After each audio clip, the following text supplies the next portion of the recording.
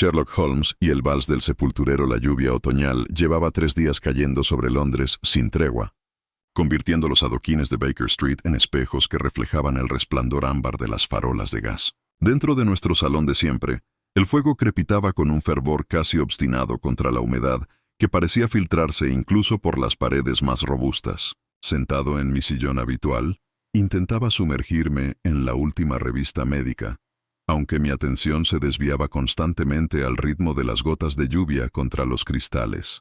Frente a mí, Sherlock Holmes permanecía inmóvil, con los dedos entrelazados bajo la barbilla y la mirada fija en un punto invisible en la lejanía. Llevaba así casi 1 hora, y sabía que era mejor no interrumpirlo durante esos momentos de intensa reflexión. Thor, el gran danés de Holmes, yacía extendido ante la chimenea como una magnífica estatua esculpida en sombras y oro. El enorme perro se había convertido en parte de nuestra vida unos meses antes, tras un caso que involucraba a un magnate naviero danés que ya no lo necesitaba. Holmes lo había aceptado con su característica indiferencia, alegando que un perro de tal inteligencia y dominio podría resultarle útil en su trabajo. Sospechaba, aunque jamás lo diría en voz alta, que a mi amigo simplemente le había conmovido la serena dignidad en los ojos del animal. El reloj acababa de dar las 9:30 cuando los pasos de la señora Hudson resonaron en las escaleras, más ligeros de lo habitual, dubitativos. Llamó 2 veces antes de entrar, y su rostro amable mostraba una expresión de preocupación que enseguida me llamó la atención. «Disculpe, señor Holmes», dijo retorciéndose las manos sobre el delantal, «pero hay un caballero abajo que insiste en verlo. Me temo que está bastante mal, empapado y temblando como una hoja. He intentado que espere hasta mañana, pero dice que es de suma urgencia». Los ojos de Holmes se iluminaron y se levantó de la silla con la gracia de una mantis. «Haz que venga, señora Hudson. Un hombre que desafía semejante clima en evidente apuro no merece ser hecho esperar». En cuestión de segundos, nuestra casera regresó con una figura que parecía encarnar la miseria humana. El hombre tendría unos 50 años. Era delgado y encorvado, con la palidez de quien pasa sus días entre muertos. Su ropa, aunque de buena calidad, estaba empapada, y sostenía un sombrero raído con manos que no dejaban de temblar. Lo que más me impactó fue la mirada en sus ojos. Una peculiar mezcla de terror y vergüenza, como si apenas pudiera creer su propia historia al contarla. «Señor Holmes», comenzó, con la voz apenas audible, «me llamo Thomas Greaves. Lo he sido durante 30 años, empresario de pompas fúnebres con despacho en Highgate. No quisiera molestarle con mis dificultades, pero estoy desesperado, señor». Completamente desesperado, Holmes señaló la silla junto al fuego. «Siéntese, por favor, señor Greaves. Watson, quizás un poco de brandy para nuestro invitado». Mientras me disponía a servir, Holmes se recostó en su asiento, sin apartar su mirada del rostro del enterrador. «Bien, ha recorrido un largo camino con mal tiempo. El barro de sus botas es la arcilla característica de las cercanías del cementerio de Highgate, y el desgaste de las mangas de su abrigo sugiere que pasa largas horas con las manos preparadas para llevar con respeto los ataúdes. Está asustado, pero no por usted mismo. Al menos, no principalmente. Ha presenciado algo que ha trastocado su comprensión del orden natural. Díganos qué le ha traído hasta aquí». El hombre aceptó el brandy con gratitud y bebió un largo trago antes de hablar. Thor, que había estado tumbado plácidamente junto al fuego, levantó de repente su enorme cabeza, con las orejas erguidas y sus oscuros ojos fijos en nuestro visitante con una intensidad que incluso a mí me incomodó. «Es la música». «Señor Holmes», dijo Greaves al fin, con la voz más firme pero aún temblorosa, «todas las noches de la última semana, justo cuando el reloj da las 12, la oigo. Un vals, señor. Un violín tocando un vals en el cementerio. Al principio pensé que debía de ser algún bromista, algún joven cruel gastándole bromas a un anciano, pero ningún ser vivo podría producir semejante sonido. Tan claro, tan perfecto, resonando entre las lápidas como si los propios muertos bailaran». «¿Ha investigado la fuente de esta música?», preguntó Holmes, inclinándose ligeramente hacia adelante. «Lo intenté, señor. Dios mío, lo intenté. La primera noche pensé que estaba soñando. La segunda noche me armé con una linterna y me aventuré entre las tumbas. La niebla era espesa como la lana, y la música parecía venir de todas partes y de ninguna a la vez. La seguí adentrándome cada vez más en el cementerio, pasando monumentos y mausoleos hasta que...» Hizo una pausa, palideciendo aún más. «Hasta que me di cuenta de que estaba irremediablemente perdido entre las tumbas que he cuidado durante 3 décadas. Era como si la música me hiciera dar vueltas en círculos, señor Holmes. Me extraviara. ¿Y has escuchado este vals todas las noches desde entonces? Pregunté, atraído por la peculiar naturaleza de su relato. Todas las noches, confirmó Greaves. Siempre a medianoche. Siempre la misma melodía, inquietantemente bella y absolutamente aterradora. Anoche traje a mi sobrino conmigo, pensando que 2 pares de oídos podrían localizar mejor la fuente del sonido. Pero cuando empezó la música, el niño salió corriendo. Simplemente se dio la vuelta y huyó como si el mismísimo diablo lo persiguiera. Ahora no me habla. No me explica lo que vio ni lo que oyó. Esta mañana encontré esto cerca de la tumba de la familia Ashworth. De su bolsillo, Greaves sacó un pequeño objeto envuelto en un pañuelo húmedo. Holmes lo tomó con cuidado y lo desenvolvió bajo la luz de la lámpara. Era una cuerda de violín, rota limpiamente por la mitad, pero distinta a cualquier otra que hubiera visto. Parecía brillar con una extraña iridiscencia, y cuando Holmes la acercó a la luz, pude ver que estaba envuelta con lo que parecían ser hebras de cabello humano. Thor se puso en pie con un movimiento fluido, dejando escapar un gruñido bajo desde lo más profundo de su pecho. El sonido era distinto a sus advertencias habituales. Había algo ancestral e instintivo en él, como si el perro presintiera no solo peligro, sino también una sensación de que algo andaba mal. La expresión de Holmes permaneció neutral, pero percibí una leve tensión en su mandíbula, que indicaba que estaba completamente absorto en el asunto. «Señor Greaves», dijo en voz baja, sin dejar de examinar la cuerda, «me haré cargo de su caso. Watson y yo visitaremos el cementerio de Highgate mañana al anochecer. Le sugiero que regrese a casa y descanse lo que pueda. Evite el cementerio a medianoche hasta que hayamos resuelto este asunto». El enterrador se puso de pie, y un alivio reflejó su rostro demacrado. «Gracias, señor Holmes.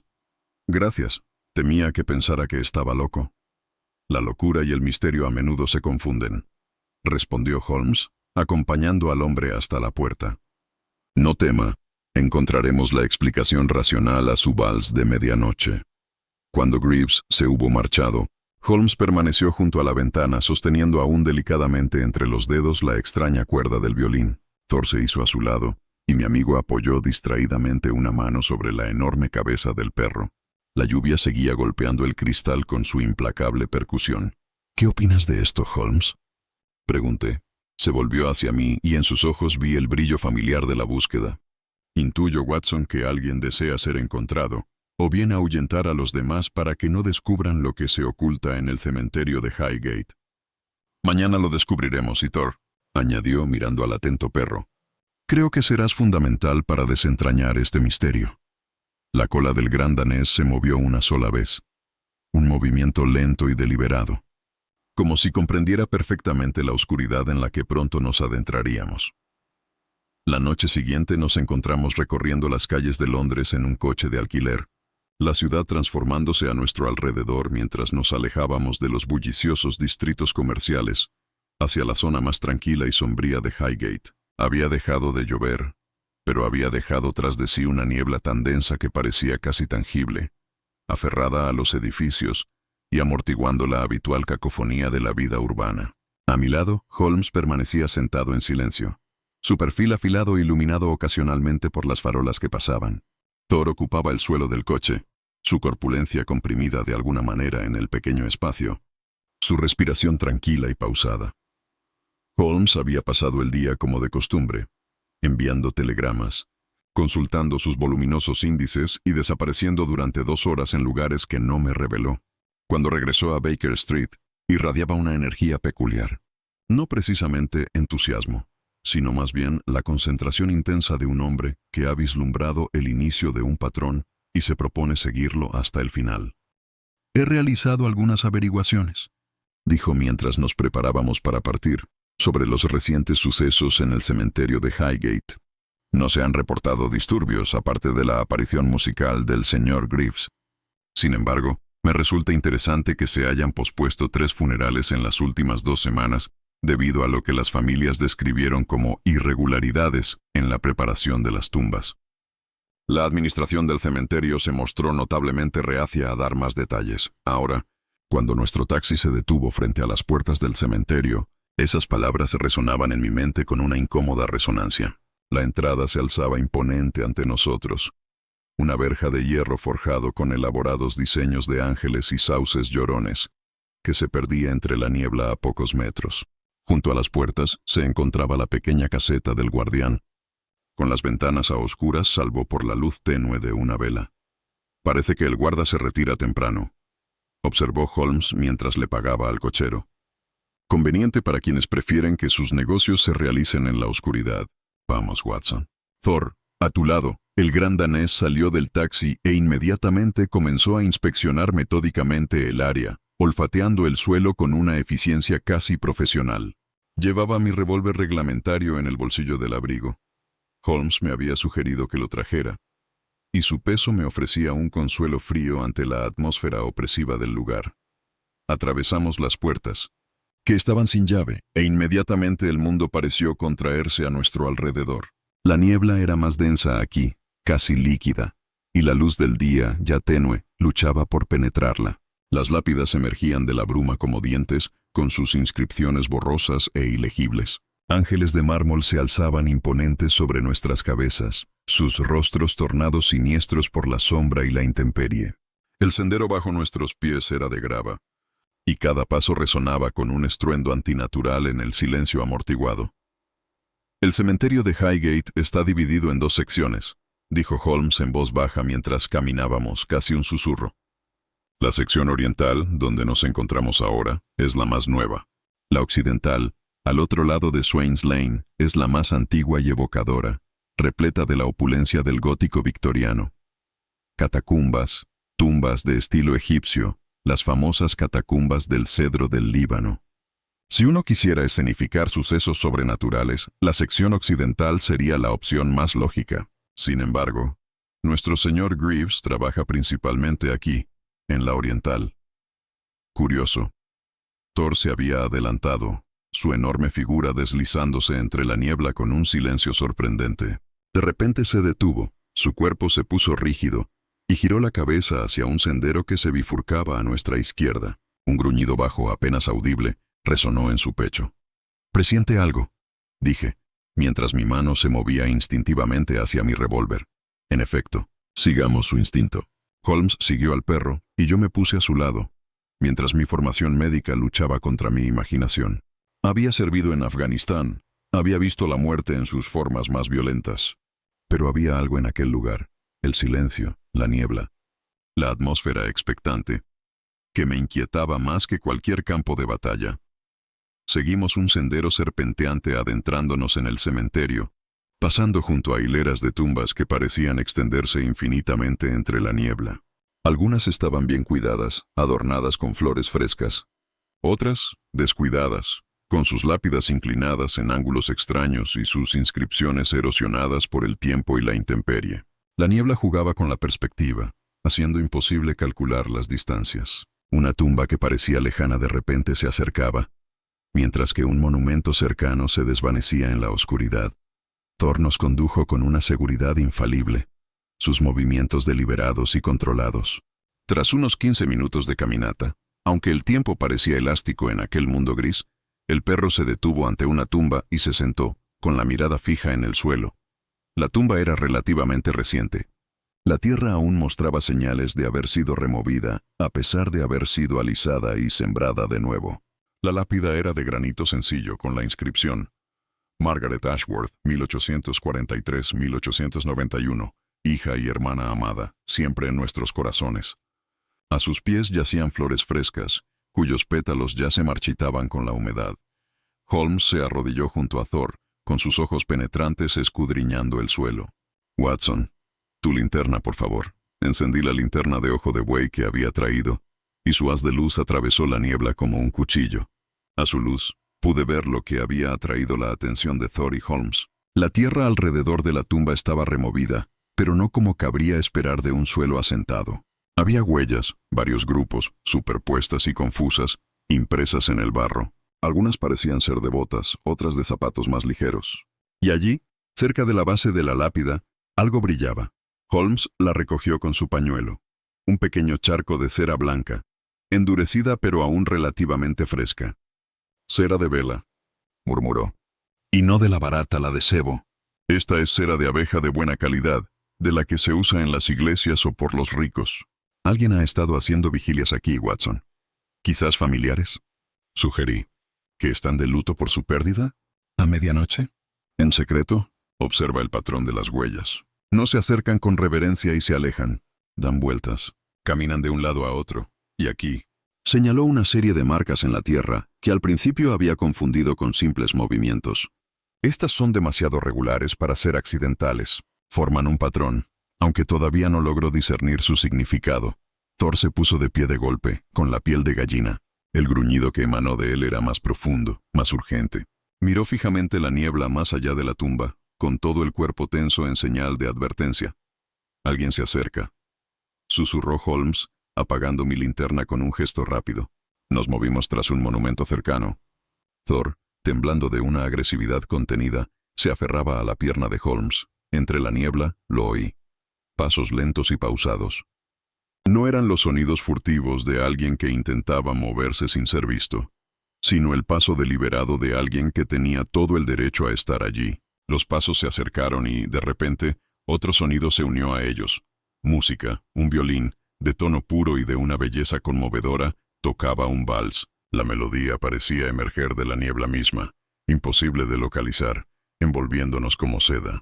Era un compás de 3x4, una melodía lenta e inquietante que resultaba a la vez familiar y completamente extraña.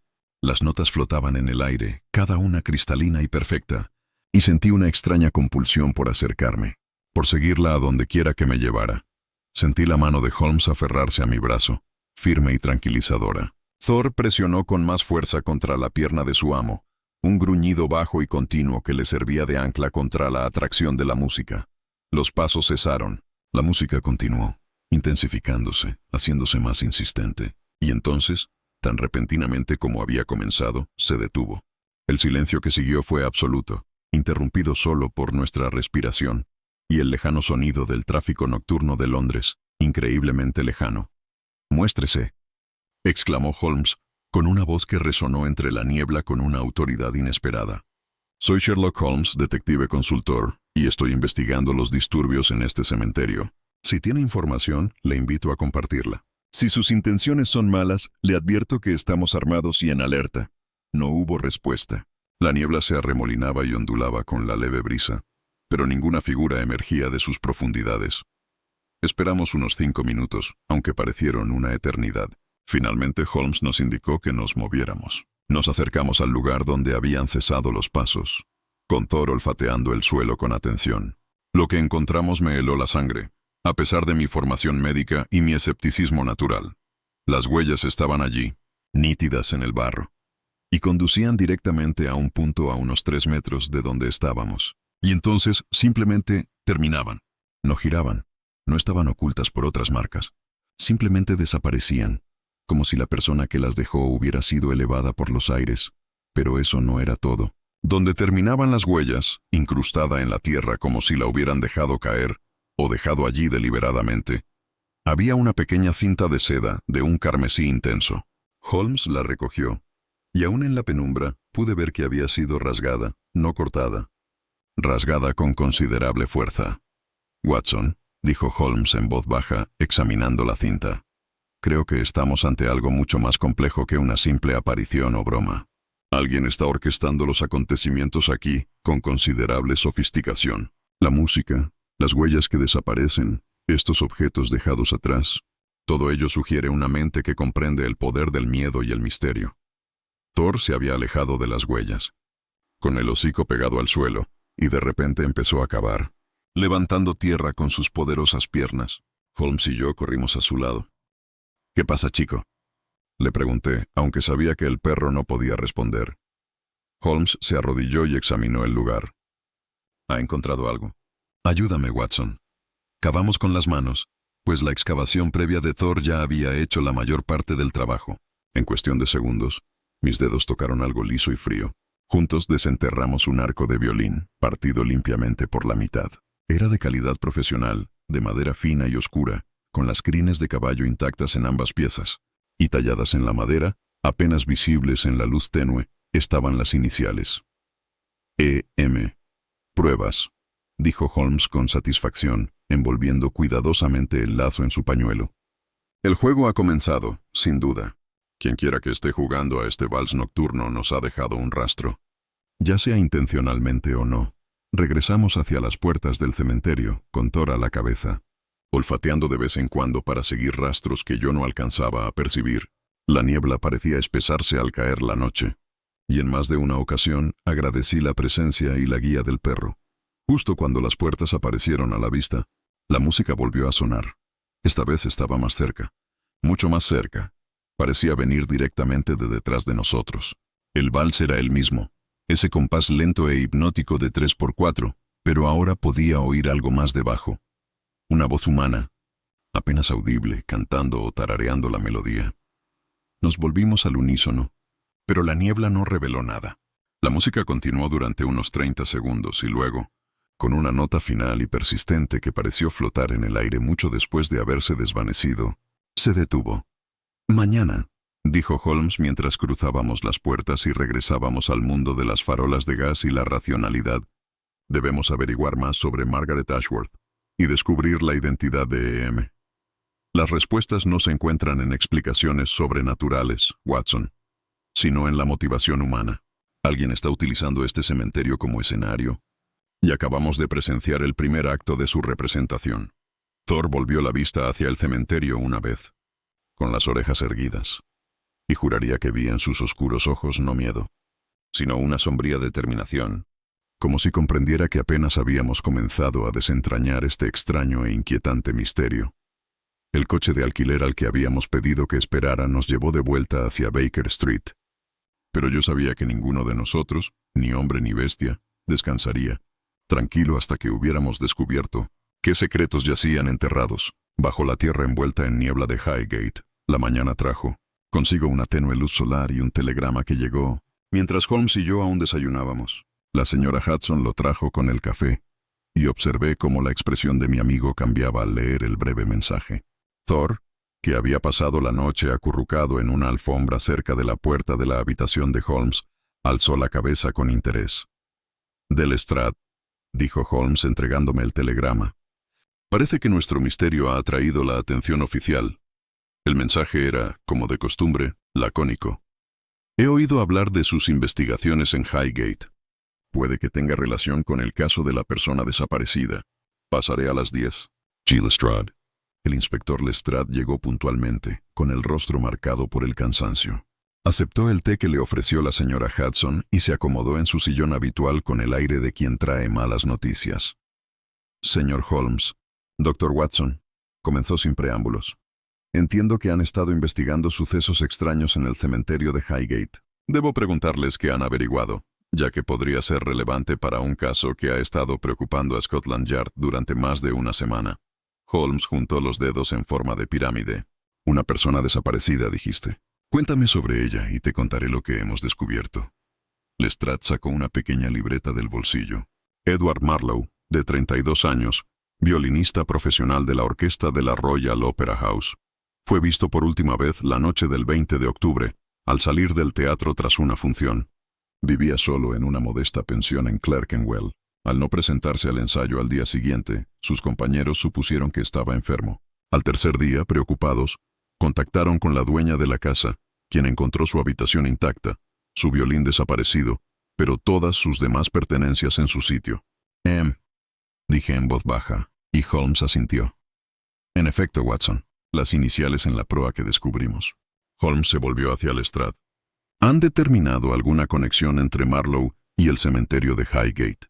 «Ese es el quid de la cuestión», dijo Lestrade, inclinándose hacia adelante. «No encontramos a nadie, ningún familiar enterrado allí, ningún conocido vinculado a la zona. Sin embargo, hace 2 días recibimos una carta anónima sugiriendo que buscáramos en el cementerio. El autor afirmaba que a Marlowe se le podía encontrar donde suena la música. Realizamos una búsqueda, pero no encontramos nada». «¿Buscaste a medianoche?», preguntó Holmes. Lestrade parpadeó. «¿Medianoche? No, buscamos durante el día». «¿Por qué?».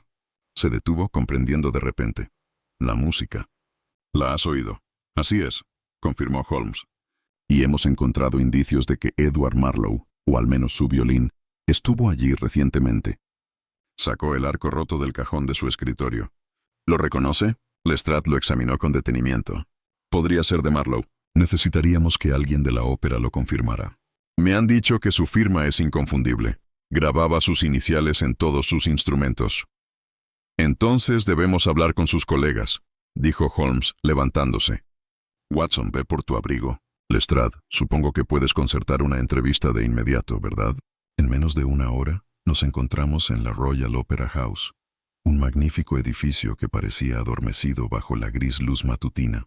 Lestrade nos condujo por pasillos laterales hasta las salas de ensayo de la orquesta, donde nos esperaba un hombre delgado y nervioso con gafas de montura metálica.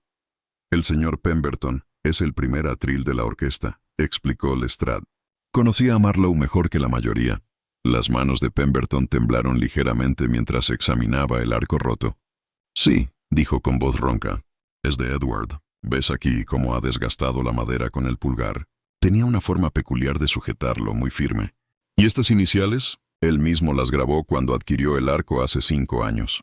Háblanos de Edward Marlowe, dijo Holmes con suavidad. ¿Qué clase de hombre era? Pemberton se dejó caer pesadamente en una silla, con las piezas del arco apoyadas en su regazo, brillante, atormentado. Edward fue quizá el mejor violinista que jamás haya escuchado, pero sufría de una terrible melancolía. La música lo era todo para él, su alegría, su tormento, su razón de vivir. Una vez me contó que oía melodías en sueños, bellas y terribles, y que temía que un día lo consumieran por completo. ¿Tenía enemigos? ¿Deudas? ¿Amores turbios? Que yo sepa, ninguno. Era reservado y vivía con modestia a pesar de su talento. Podría haber cobrado mucho más, haber dado recitales como solista, pero prefería el anonimato de la orquesta. Pemberton hizo una pausa con expresión preocupada. Sin embargo, hubo algo. Hace unas 3 semanas, se obsesionó con una pieza musical en particular. No nos decía cuál era, pero tocaba fragmentos durante los descansos. Siempre el mismo vals inquietante en compás de 3/4. Cuando le preguntábamos, solo decía que estaba aprendiendo a tocar para los muertos. Esas palabras me helaron la sangre. Thor, que nos había acompañado y yacía en silencio a los pies de Holmes, levantó la cabeza y gimió suavemente. ¿Mencionó el cementerio de Highgate?, preguntó Holmes. No directamente. Pero sí que habló una vez de encontrarse con alguien en el jardín de piedras a medianoche. Supuse que era una metáfora. Edward podía ser muy poético. Ahora me lo pregunto. Holmes le mostró a Pemberton la cinta carmesí que habíamos encontrado. ¿La habías visto antes? El rostro del músico palideció. Edward llevaba una cinta como esa en su estuche de violín. Su madre se la dio antes de morir. Decía que le traía suerte, que lo protegía de la oscuridad. Su voz bajó a un susurro. ¿Dónde la encontraste? En el cementerio, destrozado y abandonado, respondió Holmes. Señor Pemberton, necesito que piense detenidamente. ¿Mencionó Marlowe alguna vez a alguien por su nombre en relación con este vals que estaba aprendiendo? ¿A alguien que pudiera habérselo enseñado? Pemberton reflexionó largamente. Solo una vez. Mencionó a un maestro de las sombras que comprendía el verdadero poder de la música. Pensé que se refería más bien a su poesía melancólica. Pero el señor Holmes, la forma en que lo dijo, había temor en su voz y algo más. Tal vez asombro o una fascinación terrible. Salimos de la ópera con más preguntas que respuestas. Holmes permaneció en silencio durante el trayecto en taxi, con el ceño fruncido por la concentración. Thor iba sentado entre nosotros. Su calor nos reconfortaba contra el frío de octubre. Lestrade, dijo Holmes finalmente, necesito que investigues algo. Busca en los registros a cualquier persona relacionada con la enseñanza o la interpretación musical que haya fallecido y sido enterrada en Highgate durante el último año. Además, busca cualquier informe sobre comportamientos inusuales en los alrededores del cementerio en los últimos meses. Cualquier cosa que pudiera haber precedido a estos conciertos de medianoche. ¿Crees que Marlowe está vivo?, pregunté. Creo, dijo Holmes con cautela, que está atrapado en algo que no comprende del todo. Algo que utiliza la música como instrumento de control. La cuestión es si participa voluntariamente o si es una víctima. Esta noche, Watson, regresamos a Highgate con Thor, y esta vez estaremos allí a medianoche. Por la tarde regresamos a Baker Street, donde Holmes pasó varias horas absorto en el estudio de mapas del cementerio de Highgate y recortes de periódicos antiguos que había recuperado de sus extensos archivos. Thor dormitaba junto al fuego, levantando la cabeza de vez en cuando como si escuchara sonidos imperceptibles. Intenté leer, pero mi atención se veía constantemente atraída por el arco de violín roto que yacía sobre el escritorio de Holmes, un testimonio silencioso de algo más oscuro que la mera pasión musical. A las 4:30, la señora Hudson anunció la llegada de un visitante. Thomas Greaves, el enterrador que nos había traído el caso. Si cabe, parecía aún más demacrado que 2 noches antes, con los ojos hundidos y enrojecidos por la falta de sueño. «Señor Holmes», dijo con urgencia, apretando el sombrero con tanta fuerza que se le veían los nudillos blancos. «Algo sucedió anoche. Algo que debo contarle, aunque me temo que me considerará un cobarde». «Siéntese, señor Greaves», dijo Holmes con tono amable pero firme. «Cuéntenos qué ocurrió». El enterrador se dejó caer en una silla y aceptó el brandy que le ofrecí con manos temblorosas. Me mantuve alejado del cementerio como me indicó, pero no podía dormir. La música, incluso en mi propia casa, a kilómetros de distancia, la oía en mi mente, ese maldito vals. Cerca de la medianoche, oí pasos fuera de mi ventana. Miré afuera y vi una figura de pie en la calle, simplemente allí parada en la niebla, observando mi casa. «¿Reconociste a esta persona?», pregunté, no pude verles bien la cara. Llevaban una larga capa oscura con capucha. Pero, señor Holmes, sostenían un violín. Pude distinguir su silueta claramente contra la luz de la farola. Se quedaron allí unos 5 minutos, y luego simplemente se marcharon, desapareciendo entre la niebla. Debí haberlos seguido, debí haberlos enfrentado, pero yo... Su voz se apagó, la vergüenza reflejada en su rostro. «Actuaste correctamente», le aseguró Holmes.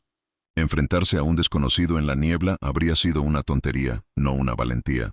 Pero dígame, señor Greaves, usted mencionó antes que lleva 30 años trabajando como enterrador en Highgate. En ese tiempo, ¿ha notado algo inusual en algún entierro en particular? ¿Alguna familia que haya solicitado un trato especial?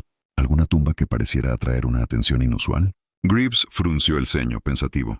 Bueno, el mes pasado fue el entierro de los Ashworth. Margaret Ashworth, una joven que falleció repentinamente. La familia fue muy estricta con la ubicación de la tumba. Insistieron en que estuviera en un lugar específico, a pesar de que teníamos secciones más nuevas y mejor conservadas disponibles, y exigieron que se construyera una pequeña cámara debajo del ataúd. Dijeron que era por tradición familiar, para colocar recuerdos y cosas así. Holmes se inclinó bruscamente hacia adelante. ¿Una cámara debajo del ataúd? Eso es muy inusual. Así es, señor. Pero la familia pagó una fortuna por el alojamiento, y no era algo sin precedentes. Algunas familias adineradas sí que construyen pequeñas bóvedas para tales fines. La cámara medía quizás 6 pies cuadrados. Estaba construida de ladrillo, con un pequeño panel de acceso. Yo mismo supervisé la construcción. ¿Y quién elaboró estas especificaciones?, preguntó Holmes. ¿Quién representó a la familia? Un caballero llamado Cornelius Ashworth, hermano del difunto.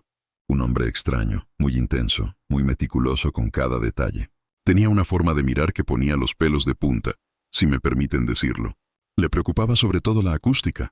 ¿La acústica?, interrumpí. ¿En una cámara funeraria? Eso mismo pensé, Dr. Watson.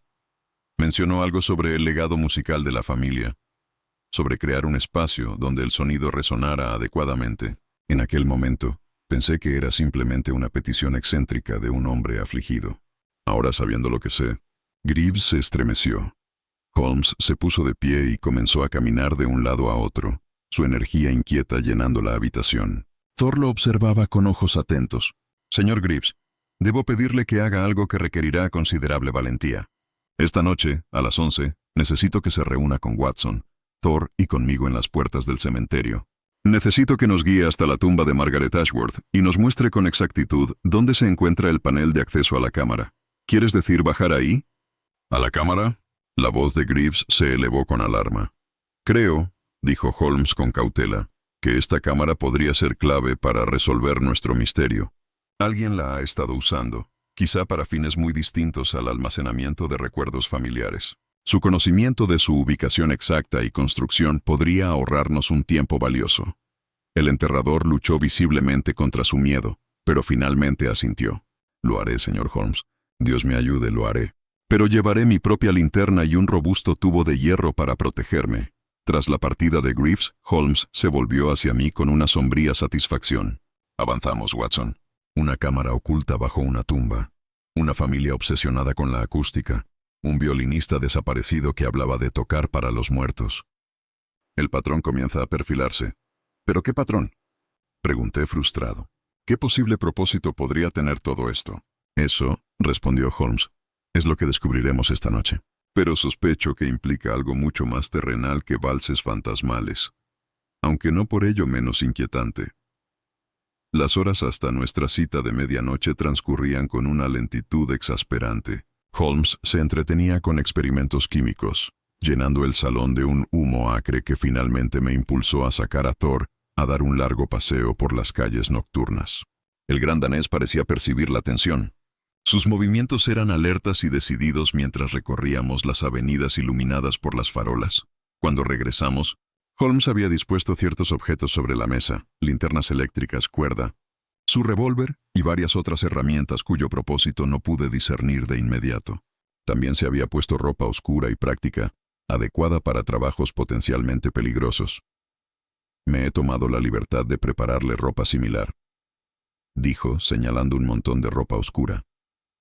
Puede que tengamos que movernos con rapidez y sigilo esta noche, y su vestimenta habitual, aunque perfectamente respetable, no es la más adecuada para investigar en un cementerio. Cuando el Big Ben dio las 10, volvieron a llamar a la puerta. Esta vez era un niño de la calle con un mensaje de Lestrade. Holmes lo leyó rápidamente y su expresión se ensombreció. ¿Qué es?, pregunté. Lestrade ha descubierto algo interesante. Efectivamente, hay un entierro reciente en Highgate relacionado con la música. El profesor Heinrich Bonn, fallecido hace 6 semanas. Fue teórico musical y compositor, conocido en los círculos académicos por sus controvertidas teorías sobre los efectos psicológicos de la música. Afirmaba haber descubierto combinaciones armónicas específicas que podían influir en las emociones e incluso en el comportamiento humanos. El mundo académico lo tachó de excéntrico y murió en el anonimato. Holmes levantó la vista del mensaje. Está enterrado a menos de 50 metros de la tumba de Margaret Ashworth. Las implicaciones eran palpables entre nosotros.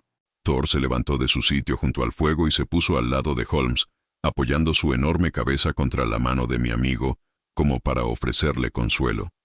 Ya casi es la hora, dijo Holmes en voz baja. Preparémonos, Watson. Esta noche, creo que por fin oiremos el vals del sepulturero en toda su terrible belleza, y descubriremos quién dirige esta orquesta de los muertos. La niebla había regresado con la noche, más densa y opresiva que antes, transformando Londres en una ciudad fantasma. Nuestro taxi nos dejó en las puertas del cementerio a las 11 en punto, donde encontramos a Thomas Greaves esperándonos. Su rostro, un pálido óvalo en la oscuridad, llevaba una gran linterna y, fiel a su palabra, una tubería de hierro que sujetaba con fuerza, con los nudillos blancos.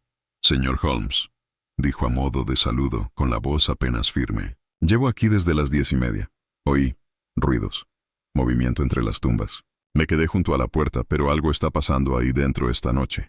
Holmes asintió con gesto sombrío. Entonces llegamos justo en el momento preciso. «Adelante, señor Greaves. Muéstrenos la tumba de Ashworth y veamos qué secretos guarda».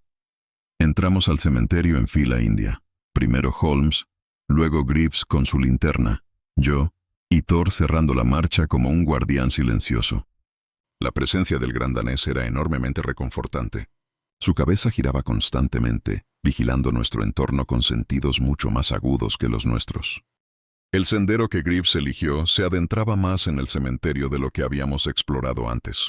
La niebla engulló la luz de nuestra linterna tras apenas unos pasos, creando una pequeña burbuja de iluminación que nos acompañaba en un océano de oscuridad. Las lápidas se alzaban y se alejaban como barcos en un puerto. A lo lejos un ave nocturna cantó. ¿O era un pájaro? El sonido era extrañamente melódico, casi musical. «Ya casi está», susurró Greaves. «La tumba de Ashworth está justo delante, cerca del monumento del ángel». Al doblar una curva del camino, Thor se detuvo en seco, con el cuerpo completamente rígido. Un gruñido surgió de su garganta. No era el típico gruñido de advertencia de peligro inminente, sino algo más profundo, más primitivo. Se le erizó la piel. «¿Qué pasa, muchacho?», preguntó Holmes en voz baja, pero la atención del perro estaba fija al frente, donde la niebla parecía retorcerse y cambiar con movimientos antinaturales. Entonces lo oímos. El raspado de metal contra la piedra, rítmico y deliberado. Alguien estaba excavando. Holmes apagó nuestra linterna con un gesto rápido, sumiéndonos en la oscuridad. Nos quedamos paralizados, esperando a que nuestros ojos se acostumbraran a la oscuridad. Poco a poco, las formas emergieron de la penumbra. La mole de los monumentos, las líneas geométricas de las tumbas. Y allí, quizá a unos 30 metros, un tenue resplandor. Avanzamos sigilosamente, con Thor ahora al lado de Holmes, moviéndose con una sorprendente quietud para una criatura tan enorme. Al acercarnos, la luz se disolvió en dos faroles colocados a ambos lados de una tumba. La tumba de Margaret Ashworth. Una figura estaba arrodillada junto a la lápida, trabajando en algo bajo tierra. Vestía ropas oscuras y una capucha que le ocultaba el rostro, pero sus movimientos eran seguros y precisos. Había retirado la hierba y la capa superior del suelo, dejando al descubierto lo que parecía ser un pequeño panel de hierro a ras de suelo, la entrada a la cámara que Greaves había mencionado. Holmes me tocó el brazo y señaló. Seguí su mirada y sentí un escalofrío. Más allá de la tumba, apenas visibles entre la niebla, había otras figuras. 3, quizá 4, completamente inmóviles, dispuestas en semicírculo alrededor del trabajador arrodillado. Permanecían con una rigidez antinatural, como estatuas, y no pude discernir si observaban o simplemente estaban presentes. La figura arrodillada sacó una llave y la introdujo en la cerradura del panel de hierro. El sonido de los cilindros girando resonó con una fuerza desmesurada en el silencio. Entonces, con un crujido metálico, el panel se levantó, dejando al descubierto la oscuridad que se extendía debajo. Y de esa oscuridad surgió la música. El vals comenzó suavemente, como emergiendo de una gran profundidad, pero rápidamente creció en volumen e intensidad. La melodía era la misma que habíamos escuchado antes, pero ahora podía percibir su complejidad. Múltiples capas de sonido, armonías que parecían retorcerse y entrelazarse en patrones matemáticamente precisos. Era hermoso y a la vez completamente inquietante, como observar el brillo de una telaraña a la luz de la luna, sabiendo que algo mortal aguardaba en su centro. Las figuras que estaban de pie comenzaron a moverse. No era un movimiento natural. Se balanceaban al unísono, sus cuerpos respondiendo a la música con precisión mecánica. De un lado a otro, una grotesca parodia de un vals interpretado por marionetas con hilos invisibles. Sus pies apenas se despegaban del suelo. Se arrastraban y se deslizaban entre la niebla como sonámbulos atrapados en una pesadilla compartida. «Dios mío», exclamé, y Greaves emitió un sonido ahogado de terror a mi lado. Pero la atención de Holmes estaba puesta en otra parte. Observaba el suelo alrededor de la tumba, y de repente, su mano me apretó el hombro con urgencia. «Watson, mira la tierra». «Mira el dibujo». Aparté la mirada de las figuras danzantes y bajé la vista. En la tierra esparcida alrededor de la tumba, iluminada por el resplandor de las linternas, pude ver marcas, líneas y curvas trazadas en la tierra. Al principio parecían aleatorias, pero a medida que mis ojos se acostumbraron a la luz, las reconocí. Notación musical. El suelo mismo había sido inscrito con compases musicales, notas cuidadosamente dibujadas en la tierra que rodeaba la tumba en un círculo completo. El gruñido de Thor se intensificó y el perro dio un paso al frente, con sus poderosos músculos tensos. Holmes alzó una mano para detenerlo. «Todavía no, amigo. Debemos ver cómo se desarrolla esto».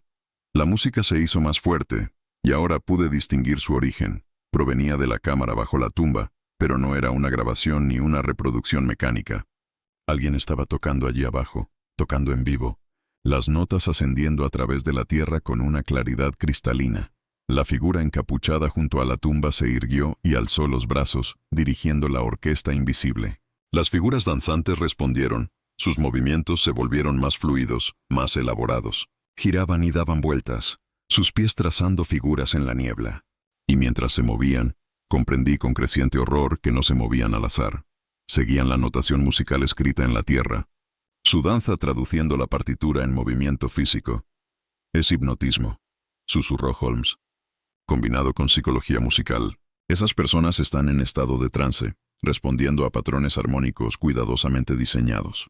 Las teorías del profesor Bond no eran locura. Eran demasiado reales». La figura encapuchada se giró de repente, como si presintiera nuestra presencia. Por un instante quedamos congelados en una escena. El director y los bailarines a un lado. Nuestro pequeño grupo de observadores al otro, con solo la niebla y la terrible música entre nosotros. Entonces Thor rompió el hechizo. Con un profundo y resonante ladrido que hizo añicos el poder de la música, el gran danés se abalanzó hacia adelante. La figura encapuchada tropezó hacia atrás y el hechizo se rompió.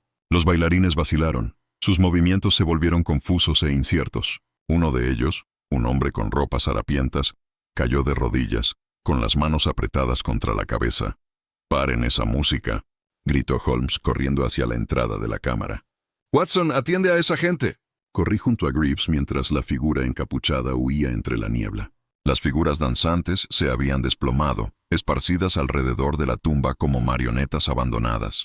Me arrodillé junto a la más cercana, una mujer de unos 40 años, con la mirada perdida y los labios moviéndose en silencio.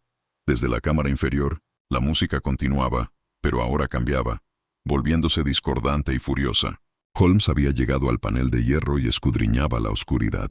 Thor estaba a su lado, ladrando furiosamente hacia las profundidades. «¡Edward Marlowe!», gritó Holmes. «Edward Marlowe, ¿me oyes? ¡Deja de tocar! Esta gente necesita ayuda». La música titubeó, falló una nota y luego se detuvo bruscamente. En el repentino silencio, pude oír la respiración entrecortada proveniente de la cámara y los gemidos de las víctimas hipnotizadas que comenzaban a despertar. Una voz surgió desde abajo, débil y confusa. «¿Quién? ¿Quién está ahí?» «¿Dónde estoy? Dios mío, ¿dónde estoy?» Holmes me miró desde el otro lado de la tumba y en sus ojos vi tanto triunfo como profunda tristeza. «Hemos encontrado a nuestro violinista desaparecido, Watson. Pero me temo que descubrirlo es solo el comienzo de esta oscura sinfonía». Holmes no dudó. Con la cuerda de su mochila, sujetó un extremo a un monumento cercano y se deslizó por el panel de hierro hacia la oscuridad de abajo. Thor gimió ansioso, con su enorme cabeza asomada por la abertura, observando a su amo descender. «Quieto, Thor», ordené, sujetando al perro por el collar. «Holmes volverá». Desde abajo se oyó el sonido de botas golpeando la piedra, y luego la voz de Holmes, extrañamente resonante en el espacio cerrado. «Watson, trae una linterna. Y prepárate para lo que veas». Le indiqué a Greaves que atendiera a las figuras desplomadas, que ahora se movían gimiendo, como despertando de un sueño profundo, y luego descendí con cuidado por la cuerda. El descenso fue de unos 2,5 metros, y me encontré en una cámara que desafiaba toda expectativa. No era la sencilla bóveda de ladrillo que Greaves había descrito. Alguien la había transformado en algo mucho más elaborado. Las paredes estaban revestidas con una tela oscura que absorbía el sonido, y a lo largo del perímetro se alzaban candelabros con las velas casi consumidas. Había instrumentos musicales esparcidos por todas partes, violines, un violonchelo, incluso un pequeño armonio. Partituras cubrían cada superficie disponible, páginas y páginas de notación manuscrita que parecían retorcerse a la luz de la linterna. Y allí, en el centro de este templo subterráneo dedicado a la música, se sentaba Edward Marlowe. El violinista era un despojo humano. Su ropa estaba sucia y hecha jirones, su rostro demacrado por el hambre, sus ojos desorbitados y perdidos. Apretaba el violín contra su pecho como un niño aferrado a su juguete favorito, y la mano que sostenía el arco temblaba incontrolablemente. Cuando la luz de nuestra linterna lo iluminó, se encogió, levantando un brazo para protegerse los ojos. «No más», susurró con voz ronca. «Por favor, no más música. No puedo tocar más. Me sangran los dedos. Estoy tan cansado». Holmes se acercó lentamente, hablando con voz baja y tranquilizadora. «Edward Marlowe, soy Sherlock Holmes. Ahora estás a salvo. Nadie te obligará a actuar. Pero necesito que me digas qué sucedió. ¿Quién te trajo aquí? ¿Quién te obligó a actuar?» Los ojos de Marlowe se esforzaban por enfocar el rostro de Holmes. «El maestro», dijo con la voz apenas audible. «El maestro de las sombras. Dijo que podía enseñarme la música que conmueve el alma, los acordes que rozan lo divino. Fui un tonto. Le creí. ¿Quién es este maestro?», pregunté arrodillándome junto al hombre. Como médico, pude ver que estaba gravemente deshidratado y desnutrido. «¿Cuál es su verdadero nombre?» «Cornelius», dijo Marlowe, y el nombre sonó como una maldición. «Cornelius Ashworth. Me encontró después de una actuación. Dijo que había escuchado mi interpretación y que reconoció en mí un alma gemela. Hablaba de música como otros hablan de religión, con absoluta convicción.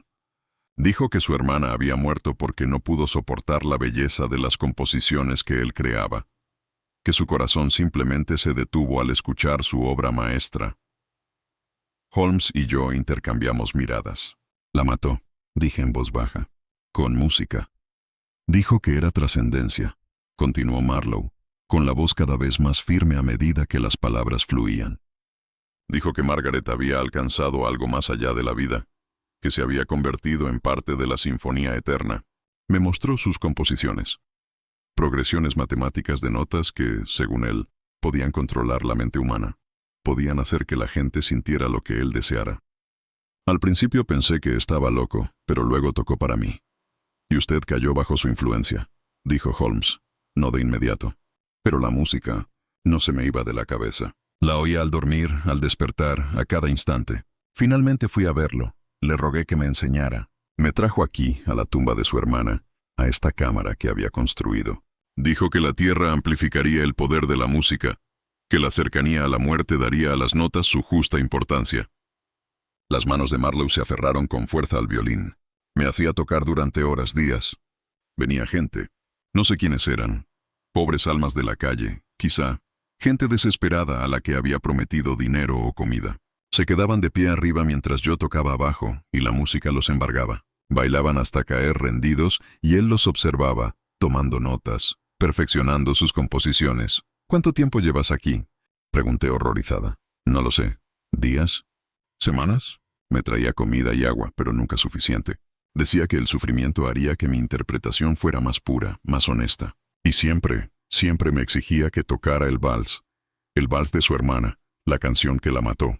Intentaba perfeccionarlo, hacerlo aún más poderoso. Holmes se puso de pie de golpe y comenzó a examinar la habitación con más detenimiento. Estudió las partituras, sosteniendo las páginas a la luz de la linterna, sus ojos penetrantes, escudriñando las complejas notaciones. «Esto es extraordinario», murmuró. «Diabólico, pero extraordinario. Ha combinado teoría musical con principios psicológicos, creando progresiones armónicas diseñadas para inducir estados de trance. Mira, Watson, estas no son composiciones al azar. Cada nota está calculada con precisión para afectar al sistema nervioso humano». Desde arriba, Greaves gritó: «Señor Holmes, estas personas ya están despertando del todo. Están confundidas y asustadas, pero parecen ilesas. ¿Qué debo hacer con ellas?» «Mantén la calma», respondió Holmes. «Diles que han sido víctimas de un delito y que la ayuda está en camino. Watson, tenemos que sacar a Marlowe de aquí y llamar a la policía». Pero mientras ayudaba al violinista, debilitado, a levantarse, un sonido nos paralizó a todos: el raspado de metal contra la piedra. Alguien estaba cerrando el panel de hierro que teníamos encima. Los ladridos frenéticos de Thor resonaron, y luego se amortiguaron de repente cuando el panel se cerró de golpe. Oímos el sonido de la cerradura girando, y luego la voz de Greaves, apagada pero audible a través del metal. «Está aquí. Ashworth está aquí. Tiene un...» La voz se apagó con un golpe sordo y desagradable. Holmes ya estaba junto a la cuerda, impulsándose para presionar contra el panel. Empujó con todas sus fuerzas, pero no se movió. «Está cerrado por fuera», dijo con tono sombrío. «Y la cerradura es de hierro macizo, imposible de forzar desde aquí». Sobre nosotros, a través del panel, oímos pasos. Luego una voz culta y fría: «Señor Sherlock Holmes». Sabía que tarde o temprano alguien vendría a investigar. Esperaba tener más tiempo, pero quizá esto sea mejor, más apropiado. Quería comprender mi trabajo. Ahora lo experimentará desde dentro. Qué apropiado que un detective y un médico sean testigos de la culminación de mi investigación. «Ashworth», gritó Holmes. «Libéranos de inmediato. No puedes esperar escapar de la justicia». Una risa seca y sin gracia se filtró. «¿Justicia? Estoy creando arte que transformará la conciencia humana. ¿Y habla usted de justicia?». Mi hermana lo entendió. Se entregó a la música con gusto. Y ahora otros la seguirán. Verán, caballeros, he pasado la noche reuniendo a mis modelos más receptivos. Me esperan cerca, listos para bailar. Y tengo la grabación maestra del vals de Margaret, la versión perfeccionada. Cuando la reproduzca con el sistema de amplificación que he instalado, todos los que estén al alcance del oído quedarán cautivados. Londres bailará, señor Holmes. La ciudad se moverá al son de mi composición. «¿Estás loco?», grité. «La música no puede controlar una ciudad entera». «No puede, doctor.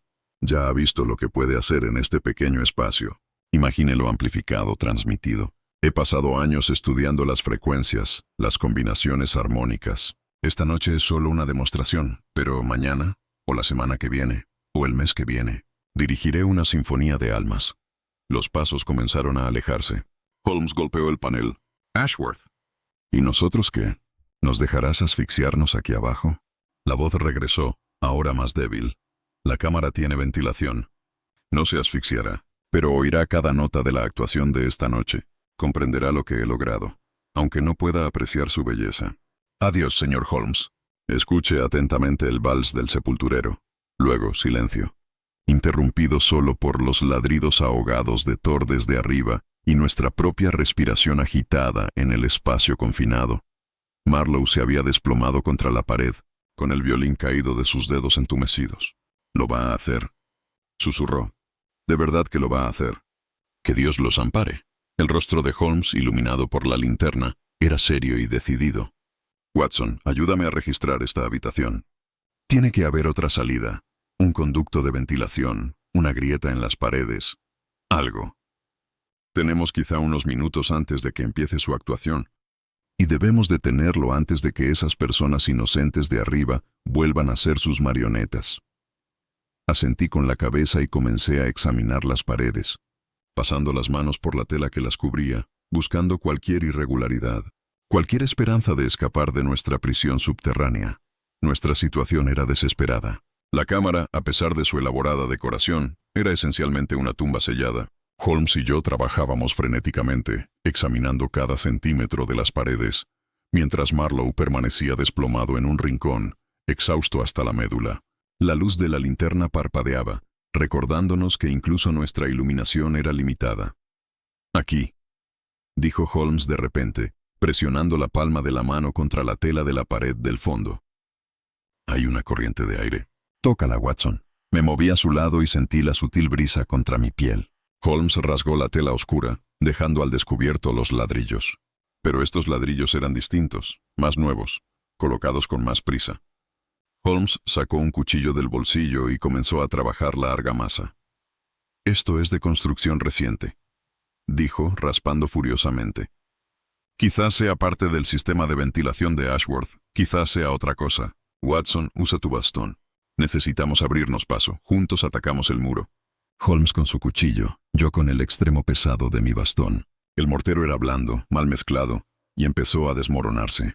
Sobre nosotros los ladridos de Thor habían cesado. Un presagio funesto. Los minutos transcurrían en un esfuerzo desesperado. Cada segundo parecía una eternidad. Entonces, desde lo alto y más allá de nuestra prisión, oímos que comenzaba. El vals comenzó suavemente como antes, pero esta vez tenía un carácter mecánico. Un fonógrafo o aparato similar, amplificado de alguna manera. El sonido parecía provenir de múltiples direcciones a la vez, llenando el cementerio sobre nosotros. Y entretejido en la grabación se oía un violín en vivo, el propio Ashworth tocando un contrapunto al canto fúnebre de su hermana. Marlowe jadeó y se tapó los oídos con las manos. «Eso es», exclamó con la voz quebrada. «Esta es la versión perfecta». La toqué 100 veces, pero él siguió perfeccionándola, haciéndola aún más poderosa. Esa gente de arriba no podrá resistirse. La música se intensificó y sentí algo que no había experimentado antes. Una extraña sensación de atracción, como si la melodía tuviera ganchos que se clavaban en mi mente. Mis pies querían moverse, seguir el ritmo. A mi lado, Holmes había dejado de trabajar y permanecía de pie, balanceándose ligeramente, con la mirada perdida. «Holmes», lo sacudí con fuerza. «Revélate». «No me hagas caso». Parpadeó y sacudió la cabeza con violencia. «Las frecuencias», murmuró, «diseñadas para eludir el pensamiento consciente. Debemos atravesarlas». Pero sus movimientos se habían vuelto lentos, descoordinados. La música lo estaba afectando, y yo también podía sentir su efecto en mí. Mis pensamientos se volvieron confusos, oníricos. El ritmo palpitaba en mi sangre. Entonces Marlowe se movió. El violinista se levantó con dificultad y tomó su instrumento. «Conozco esta composición», dijo con voz extraña y distante. «Conozco cada nota, cada variación. Me la enseñó bien». Su arco rozó las cuerdas y comenzó a tocar, pero no tocó el vals de Ashworth. En su lugar, tocó otra cosa, una contramelodía, aguda y disonante, que chocaba deliberadamente con la música que llegaba desde arriba. El efecto fue inmediato y doloroso. Sentí como si me hubieran arrojado agua fría a la cara. Holmes jadeó y se tambaleó. Luego reanudó su ataque contra la pared con renovado vigor. «¡Sigue tocando, Marlowe!», grité sumándome a los esfuerzos de Holmes. «Combátelo con tu música». El rostro del violinista reflejaba una concentración intensa. El sudor le corría por las sienes. Sus dedos ensangrentados se movían sobre las cuerdas, produciendo notas que parecían cortar la hipnótica melodía de Ashworth como un cuchillo la seda. No era música hermosa. Era cruda, fea, deliberadamente estridente. Pero era la salvación. El ladrillo cedió de repente, cayendo hacia adentro y dejando al descubierto un estrecho conducto de unos 60 centímetros cuadrados. Una ráfaga de aire frío, con olor a tierra y niebla, entró a raudales. Holmes metió el brazo, luego la cabeza y los hombros. «Lleva hacia arriba», gritó. «Un conducto de ventilación. Watson, ayuda a Marlowe a pasar y luego síguelo, rápido». Agarré al violinista, que estaba muy débil y casi deja caer su instrumento. «Déjalo», le insistí, pero negó con la cabeza obstinadamente. «No, puede que lo necesite. Si Ashworth sigue jugando, puede que tenga que contrarrestarlo de nuevo». No había tiempo para discutir. Lo ayudé a entrar en el hueco. Era estrecho, pero su cuerpo demacrado lo logró. Y luego lo seguí, con los hombros rozando el ladrillo áspero. Holmes ya había desaparecido hacia arriba, ascendiendo con una velocidad desesperada. Podía oír la música sobre nosotros, ahora más fuerte, y debajo, un nuevo sonido. Voces que gritaban, pasos que tropezaban y danzaban. El caos de la gente atrapada bajo el terrible hechizo de Ashworth. El pozo parecía interminable, aunque no debía de tener más de 4,5 metros. Mis manos se aferraban a la piedra áspera, mis botas raspaban contra el ladrillo. Entonces la mano de Holmes se extendió, me agarró la muñeca y me izó hacia la noche envuelta en niebla. Habíamos aparecido cerca del muro este del cementerio, a unos 50 metros de la tumba de Ashworth. La escena que se extendía ante nosotros era una pesadilla. Decenas de personas, muchas más que las pocas víctimas que habíamos visto antes, yacían esparcidas por el cementerio, todas moviéndose en aquella misma danza terrible y hipnótica. Giraban y se balanceaban entre las lápidas, sus movimientos sincronizados con la música que emanaba de algún sistema de amplificación oculto. Algunas provenían claramente de los barrios más pobres de Londres. Sus ropas harapientas las identificaban como las almas desesperadas a las que Ashworth había atraído con falsas promesas. Pero otras parecían ser ciudadanos comunes, que simplemente pasaban cerca del cementerio cuando comenzó la música. Y allí, en lo alto del monumento a Margaret Ashworth, se alzaba el mismísimo Cornelius Ashworth. Era un hombre alto y delgado, de cabello gris y alborotado, y con ojos que brillaban con una intensidad fanática. Tocaba el violín con la destreza de un maestro, deslizando su arco sobre las cuerdas mientras dirigía su orquesta de los condenados. A su lado, un complejo sistema de bocinas de fonógrafo amplificaba y difundía el sonido. Thor también estaba allí. Lo vi enseguida. El gran danés había escapado de alguna manera de la cámara cerrada, quizá por alguna abertura que Ashworth hubiera dejado en su prisa. El perro rodeaba el monumento ladrando furiosamente, pero no podía alcanzar al hombre que lo coronaba. Holmes examinó la escena con sombría precisión. «Tenemos que detener ese sistema de amplificación. Si podemos silenciarlo, romper el hechizo. Watson, ¿puedes alcanzar las bocinas del fonógrafo?» «Lo intentaré», dije ya en movimiento. Pero Ashworth nos había visto salir. Sus ojos se clavaron en Holmes, y su interpretación se intensificó. Las figuras danzantes se movían más rápido, con mayor frenesí. Un anciano se desplomó, llevándose la mano al pecho. Una mujer tropezó y cayó con fuerza contra una lápida. «Morirán», gritó Marlowe. «Si los presiona demasiado, les dará un infarto, igual que a Margaret». Holmes tomó una decisión. Juntó las manos y gritó: «Marlowe, toca». «Toca tu contramelodía tan fuerte como puedas». El violinista alzó su instrumento y comenzó. Las notas discordantes irrumpieron en el vals de Ashworth, creando una cacofonía que hizo titubear a los bailarines. Algunos se detuvieron, confundidos, y sus rostros reflejaron los primeros signos de conciencia. El rostro de Ashworth se contrajo de rabia. «No, no puedes destruir mi obra maestra. Estoy creando la perfección». Cambió su composición, adaptándose, intentando contrarrestar la interferencia de Marlowe.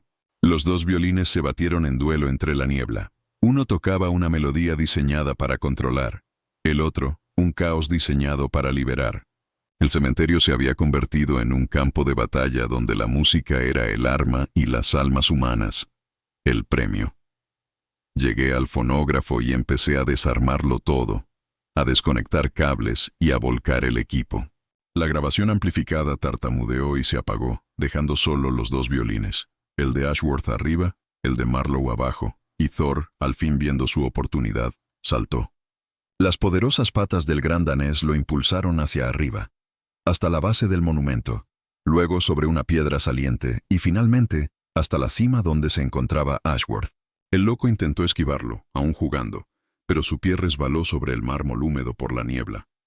Por un instante pareció flotar en el aire, con el violín en alto, una última nota resonando pura y clara. Luego cayó, rodando hacia atrás desde el monumento. Su cuerpo golpeó el suelo con un ruido sordo y desagradable, y el violín se hizo añicos bajo él.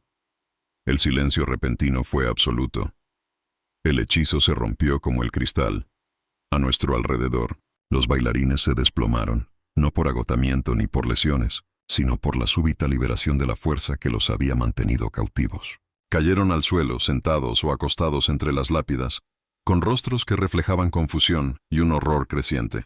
Algunos lloraban, otros simplemente miraban sus manos como si las vieran por primera vez.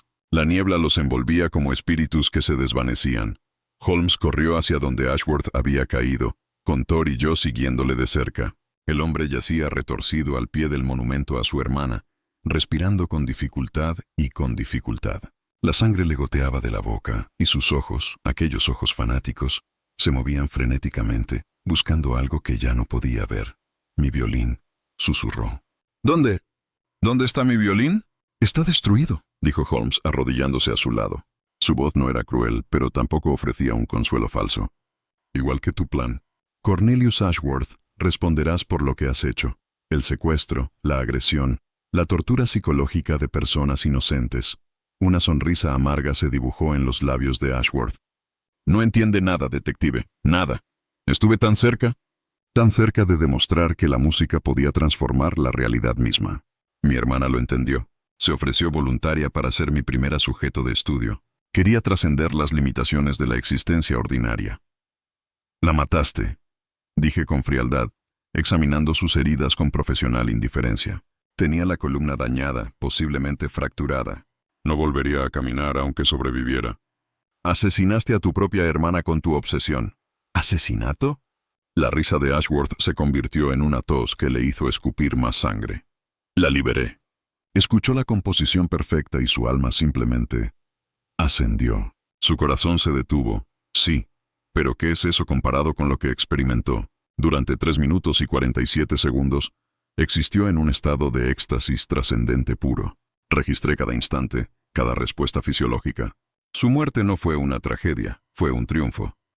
La expresión de Holmes era la misma que ya había visto al enfrentarme a la mente criminal, una mezcla de fascinación y profunda tristeza.